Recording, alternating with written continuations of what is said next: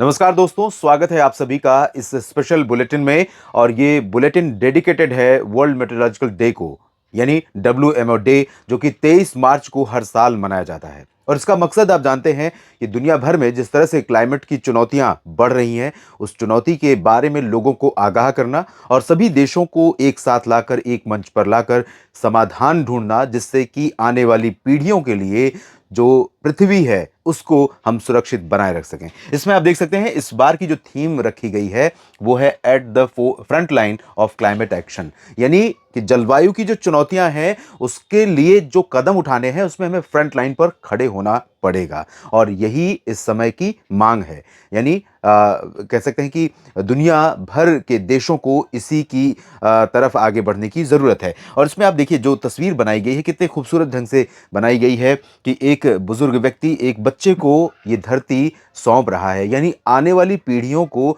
हम क्या देने जा रहे हैं, इसी पर WMO का डे मनाना जो है केंद्रित होता है। तो यहाँ पर आप देख सकते हैं ये पूरा ग्लोब है, पूरे ग्लोब के ऊपर ये जो सैटेलाइट्स दिख रहे हैं ये आधुनिकता को दिखाते हैं, विज्ञान की प्रगति को दिखाते हैं, लेकिन धरती को हरा भरा भी बनाए रखना है, इसकी भी ज़रूरत को ये तस्वीर बताती है। इसके अलावा इसमें जो मुख्य बिंदु रखे गए हैं इस बार, या जो चुनौतियां हैं दुनिया के सामने, जिस तरह से क्लाइमेट चेंज हो रहा है, जलवायु बदल रही है, उसमें अगर हम देखें तो ये कुछ पॉइंट रखे गए हैं। State of global climate report confirms that 2023 has hottest year on record by clear margin, यानी कि 2023 रिकॉर्ड में अब तक दुनिया भर में जो भी तापमान के रिकॉर्ड रखे गए हैं इतिहास में, उनमें 2023 सर्वाधिक गर्म वर्ष रहा है।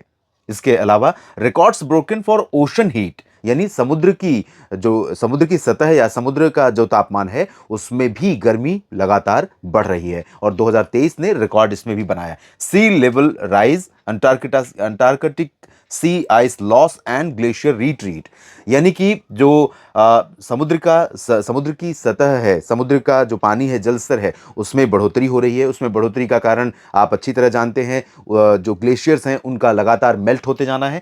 ग्लेशियर्स मेल्ट हो रहे हैं लगातार। Extreme weather undermines socio economic development, यानी सामाजिक और आर्थिक विकास के जो भी प्रयास सरकारों के द्वारा, समाज के द्वारा, लोगों के द्वारा किए जाते हैं, उन पर ब्रेक लगाती है या उनके लिए ब्रेकर का काम करती है, यानी स्पीड की गति को कम कर देती है। मौसम की चुनौती, क्लाइमेट की चुनौती।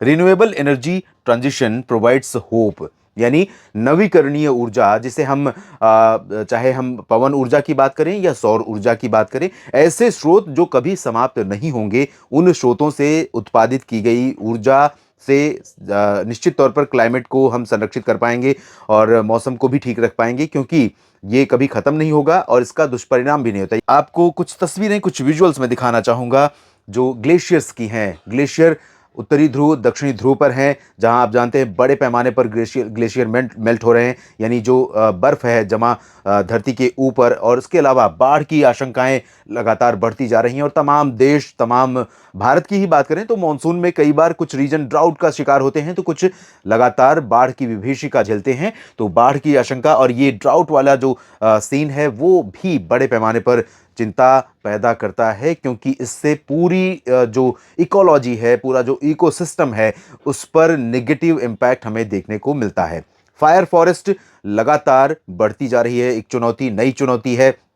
और पिछले कुछ वर्षों में ऑस्ट्रेलिया, कनाडा, रशिया, चाइना या अमेरिका के तमाम और भी देश जो कि ठंडे देश भी हैं, वहां पर भी लगातार फायर फॉरेस्ट की घटनाएं बढ़ती जा रही हैं। और तकरीबन 37 लाख हेक्टेयर जो वन क्षेत्र है, वन संपदा है धरती पर, वो अफेक्ट होती है फायर फॉरेस्ट से, यानी जंगल में जो आग लगती है। तो इस तरह की घटनाओं की पुनरावृत्ति न हो, इस तरह की घटनाओं को रोकने के लिए ठोस कदम उठाए जाएं।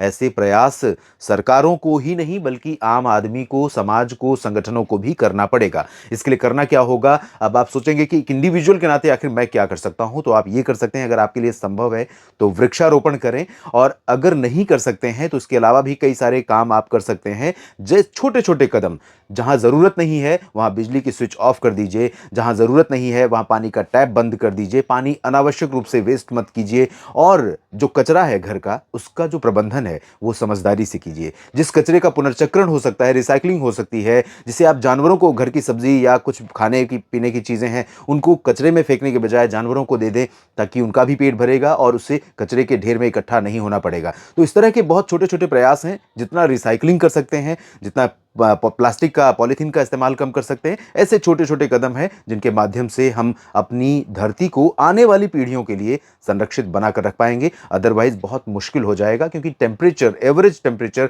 हर साल लगातार बढ़ता जा रहा है और ये चुनौती बहुत गंभीर सिग्नल्स दे रही है। इसको हम अभी अगर हल्के में ले रहे हैं तो आने वाले कुछ ही वर्षों में इसके परिणाम बहुत भयानक, बहुत भयावह हो सकते हैं।